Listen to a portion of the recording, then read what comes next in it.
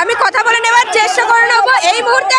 Sir, আপনাদের অবিলম্বে শিক্ষকদের বেতন চালু করতে হবে, আরো অনেকগুলো দাবি রয়েছে, কি কি দাবি রয়েছে? আমাদের মূলত দাবি, আমরা মোটামুটি অনুমোদন দেওয়া মোটামুটি 10 থেকে 12 মাস হয়ে গেল, এখনো অবধি আমরা মিড ডে মিল, সরকারি বেতন বা বই খাতা কিচ্ছু পাচ্ছি না। জাস্ট আমাদের শুধু অনুমোদনটা দিয়েছে। অনুমোদন দিয়ে কি হবে ম্যাডাম? আমাদের পেটে খিদা, তাহলে আমরা অনুমোদন দিয়ে কি করব? আপনারা এটা কথা বলেন। আর কতদিন এরকম চালাতে হবে? আমরা অর্গানাইজ চলাচ্ছি 2012 সাল থেকে, 12 থেকে 25 সাল, মানে মোটামুটি 12-13 বছর, এখন অবধি আমাদের চালানো পয়সা। 12-13 বছর রাজ্য সরকার কি বলছে আপনাদের? ওরা প্রতিশ্রুতির পর প্রতিশ্রুতি হবে হবে টালবানাই করেছে, সবাই চুপচাপ হয়ে আছে, সবাই নিজের দিবে দিবে বলে সেরকম কাজের নয়। এর আগে নেতাজি ইন্ডোলিস্ট হিসাবে তিনি মুখ্যমন্ত্রী আমাদের ঘোষণা করেছিলেন, সেখানে আমাদের সম্পূর্ণ ইমাম মোয়াজ্জেমকে ডেকে সেখানে 500 টাকা বাড়িয়েছিলেন। আর এই সংখ্যালঘু মুখ্যমন্ত্রী শুধু নামে মুখ্যমন্ত্রী, কিন্তু সংখ্যালঘুর কোনো কাজ করে না। সংখ্যালঘু ডিপার্টমেন্ট তো ওনার হাতে, উনি থাকলে কি হবে? উনি আমাদের ভোটে কিন্তু মুখ্যমন্ত্রী, আমরা চাইলে ওদেরকে নামাতেও পারি, আবার গদিতে বসাতেও পারি।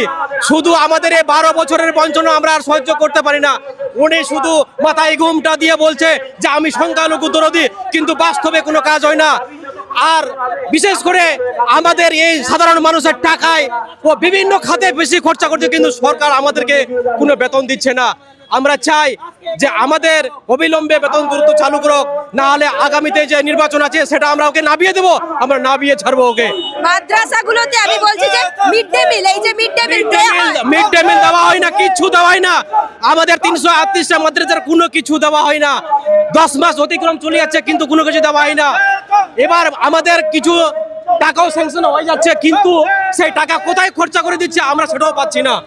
ওতে মুখ্যমন্ত্রী তার দুর্গা পূজার জন্য বলছে নিলামের মতো টাকা ঘোষণা করছে, 90,000, 1,10,000 টাকা ফয়সালা করতে, কিন্তু কোনো জাতি শিক্ষা ছাড়া উন্নতি হতে পারে না। তাই তার শিক্ষার উপর জোর দেওয়া উচিত, অত বেতন দেওয়া উচিত। আমরা চাই দ্রুত অবিলম্ব আজকে যেন জিও বার করে আমরা যেন জিও নিয়ে তারপর ওটি যেন আমাদের বেতন চালু হয়। মুখ্যমন্ত্রী 2011 সালে বলেছিল যে আমি এলে মাদ্রাসার সংখ্যা বাড়িয়ে দেবো, মুখ্যমন্ত্রী বাড়িয়ে দিচ্ছে, কিন্তু কোনো কাজের করছে মুখের কথাই আমরা বিশ্বাস করি না। আমরা বিশ্বাস করবো না, কারণ আমাদের বারবার প্রতিশ্রুতি দিয়েছে, বারবার বিশ্বাস ভঙ্গ করে আমাদের ধৈর্যের বাঁধ ভেঙে গেছে। ছোট ছোট বাচ্চারা মিড ডে মিল পাই না, আমাদেরকে এসে বলে স্যার আমাদের মিড ডে মিল কোথায়, আমাদের বই কোথায়, আমাদের খাতা কোথায়? আমরা তাদেরকে উচ্চ জবাব দিতে পারি না। আমরা যখন বাড়ি যাই আমাদের মেয়ে ছেলে বলে আপনাদের বেতন কোথায়, আমরা ঠিক জবাব দিতে পারি না। অতএব আজকে 10 মাস হয়ে গেল আমরা কোনো বেতন পাই না। আজকে আমাদের অধিকার। 10 মাস বেতন পাচ্ছেন না, রাজ্য সরকার কি বলছে কেন বেতন নেই আপনাদের? আমাদেরকে নিয়ে টাল বাহানা করছে, এই দিচ্ছি দিব বলে আমাদেরকে। ইমাম ভাতা তো বন্ধ হচ্ছে না। ইমাম ভাতা হচ্ছে আলাদা জিনিস, আর মাদ্রাসা এটা সরকারিভাবে অনুমোদন হয়েছে, আমাদের স্বীকৃতি আছে, তবু আমাদের কোনো শিক্ষক। আমি বলছি যে এই যে সংখ্যালঘু এই রাজ্যে যারা আছে, এই যে শিক্ষা ব্যবস্থা, এই যে উন্নয়ন, শিক্ষা তো মূল মানে কাঠামো, সেইটা কি রাজ্য সরকার গুরুত্ব দিয়ে দেখছে না আপনার মনে হয়? আমি জানি শিক্ষা হচ্ছে জাতির মেরুদণ্ড, আর শিক্ষার মেরুদণ্ড হচ্ছে শিক্ষক, কিন্তু শিক্ষকের যদি পেটে দানা না থাকে কি করে শির দ্বারা দাঁড়িয়ে থাকবে বলুন? অতএব আজকে আমরা ডিএম এর কাছে জবাব চাই, আমাদের ন্যায্য অধিকার আজকে বের করে দিতে হবে, এই বলে আমরা আজকে এখানে হাজির হয়েছি। শুধু প্রতারণা করতেছে সংখ্যালঘুকে নিয়ে। আমাদের সে নামে মাত্র মাদ্রাসা অনুমোদন দিয়েছে, কিন্তু আজ 11 মাস হয়ে গেল, আমরা আজ পর্যন্ত বাচ্চাদের কিছু দিতে পারছি না, আমরা কিছু পাচ্ছি না, আমাদের বাচ্চা কাচ্চারা না খেয়ে মরে যাচ্ছে। আর এই মুখ্যমন্ত্রী আমাদের চেয়ারে বসে শুধু তামসা দেখছে মুসলিমদের। আমরা চাই আমাদের অধিকার ফিরিয়ে চাই। উনি তো বারবার বলেন সংখ্যালঘুদের নিয়ে কিছু করে নাই, কিচ্ছু করে নাই, আমাদের কিচ্ছু করে নাই। আমাদের আজকে 11 মাস হয়ে গেল বেতন চালু করে নাই, আমরা না খেয়ে আছি।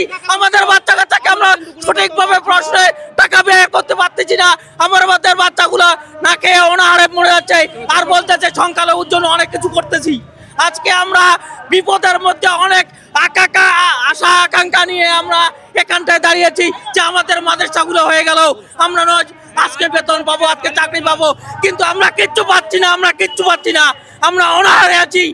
আর এই মুখ্যমন্ত্রী আমাদের বলছে সংখ্যালঘুদের 90% কাজ করে দিছি, কিন্তু আমরা কিচ্ছু পাচ্ছি না আজ অব্দি।